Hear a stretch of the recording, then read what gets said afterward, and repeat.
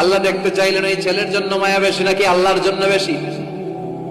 আল্লাহ দেখে বললেন, ইব্রাহিম দেখি হৃদয়ে কার জন্য দরদার ভালোবাসাটা বেশি। যাও আমার সন্তুষ্টির জন্য 86 বছর বয়সে পাওয়া কলিজার টুকরা দুধের বাচ্চা ইসমাইলকে জবাই করে আমার খুশি অর্জন করো। জবাই করো, স্যাক্রিফাইস করো। সেদিন ইসমাইল যখন এসেছে দুনিয়ায় তখন সেদিন ইব্রাহিমের বয়স কত ছিল? 86। তার মানে 86টা বছর আল্লাহর কাছে কাঁদছে আর দোয়া করছে, আল্লাহ একটা সন্তান দাও দাও দাও। ও ইসমাইল, আমি স্বপ্নে দেখেছি আমি তোমারে জবাই করছি, এখন কি করব?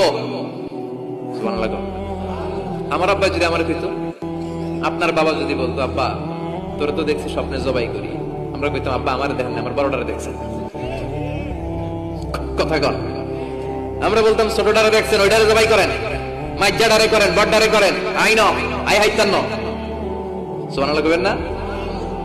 কি বাবা, কি ছেলে।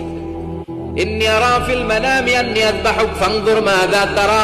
ইসমাইল স্বপ্নে দেখেছি তোমারে জবাই করতেছি, কি করব কও? সাইয়েদনা ইব্রাহিম এই প্রশ্ন করার পরে সাইয়েদনা ইসমাইল বললেন, ক্বালা ইয়া আবাতি ফাআল মা তুমার। বাবা আপনি স্বপ্নে যা দেখেছেন ঠিক তাই করেন, যা দেখেছেন তাই করেন।